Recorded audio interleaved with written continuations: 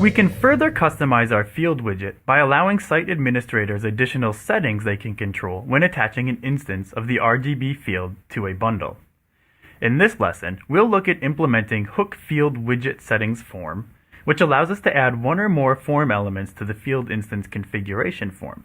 These elements can be used to collect additional settings, which are then passed to the widget when the field is attached to a bundle, allowing for finer-grained control over how the widget works without having to change the code.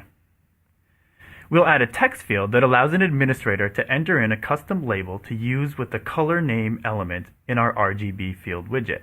Then, we'll update our field widget code to use that collected value when displaying an instance of the widget. By the end of this lesson, you'll be able to add additional per-instance settings to a field's widget configuration form. I think it's easiest to understand the use case for a widget settings form by looking at the existing image field on our article content type. So if we go to Structure, Content Types, Manage Fields for the article content type, and then I just click on Edit for the image field that's there. When I'm looking at the instance settings or article settings for this field, there's a couple of things here that are just defaults. Label, is this field required or not, and some help text.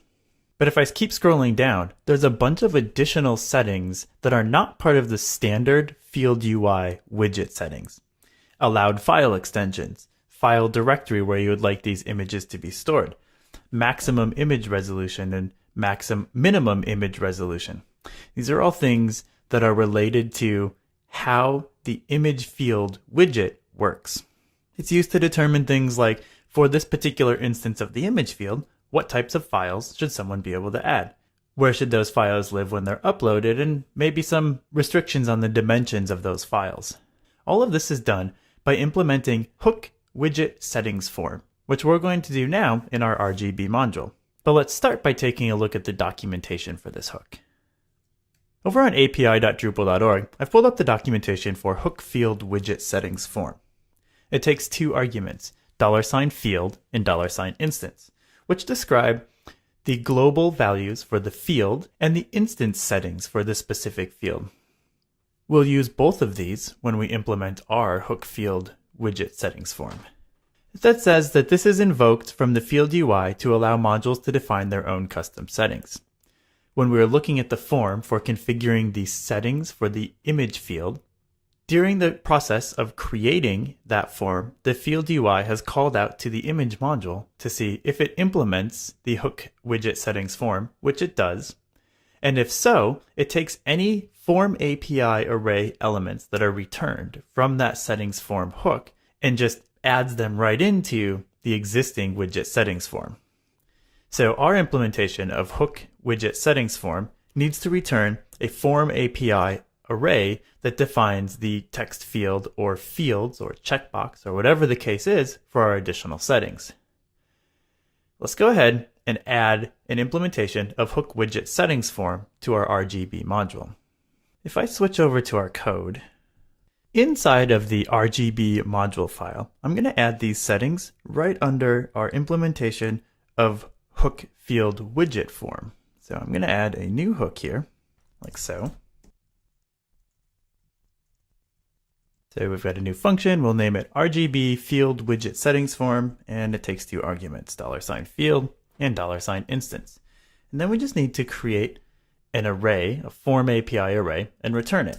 So we'll create a new array named element, and we'll just start by returning that right away, like so. In our case, we're going to add a simple text field that will allow the administrator to enter in an alternate label text. So let's go ahead and add that Form API text field. It might look something like this. We're going to give the field a name of RGB underscore label underscore text, prefixing it with the name of our module so that we don't collide with any other possible settings added by other modules or by core. We're going to define it as an element of type text field. We'll give it a title, alternate label text, and a description. This should now show up on our field settings form. So if I go back over to our page and I navigate to the field settings form for our color field, so I can go back to the Manage Fields tab for the article content type, and I click Edit next to our color field, you can see that it's added the alternate label text field from our implementation of hook widget settings form. All right, and we can add some values to this. So let's go ahead and change this to say color name instead of default is color here. So we'll say color name and save. I edit that. Of course, the value isn't showing up yet because we didn't set the default value for this element. Let's switch back to our code real quick and we'll take care of that. The default value here is stored inside of the $ instance variable. When we submitted the form, the field API took this RGB label text element that we had created, recognized that it had some value, and stored that as part of a serialized array that makes up all of the settings for this particular field instance. Those settings are all inside of this $ instance variable. So we can access them there. So we'll add a new default value key and we'll say if isSet instance widget settings and then our widget name, RGB label text. If that is set, we'll assign the default value to that. Otherwise, we'll set it to blank.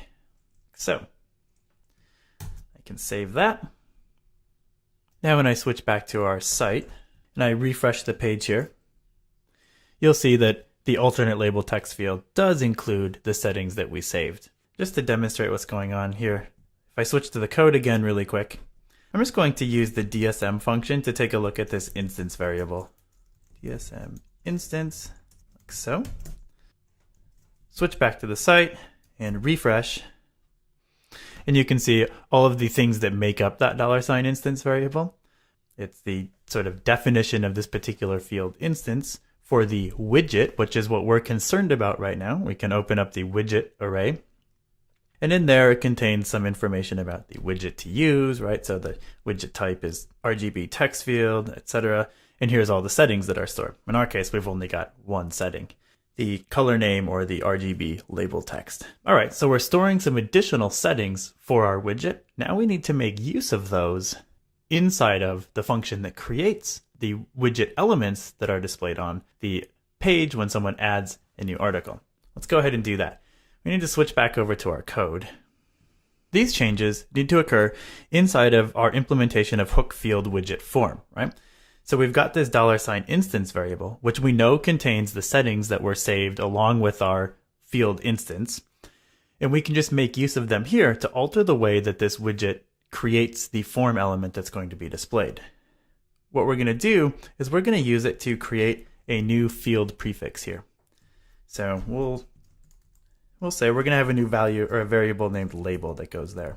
And we'll just add some code to handle the instance settings. So we might say something like if isSet instance widget settings RGB label text. So if there is a value there, we'll make use of it. Else, and if not, we'll just set the label to a default of color, I think is what we said the default would be. So here we'll set the label to the label that was provided as the default text. We'll just run it like this, like so.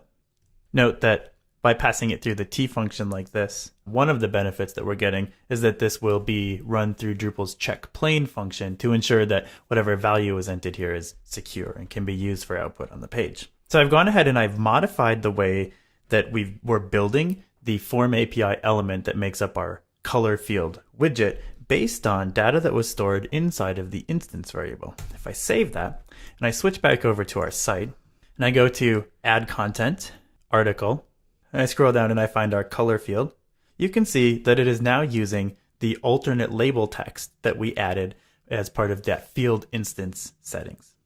So what we did in this case, if we look at our code again, we implemented hook field widget settings form, which just needs to return a form API array that contains one or more elements that we would like to add to the widget settings form. Those values are automatically stored for us, and they're keyed based on the name of the element within this form API array.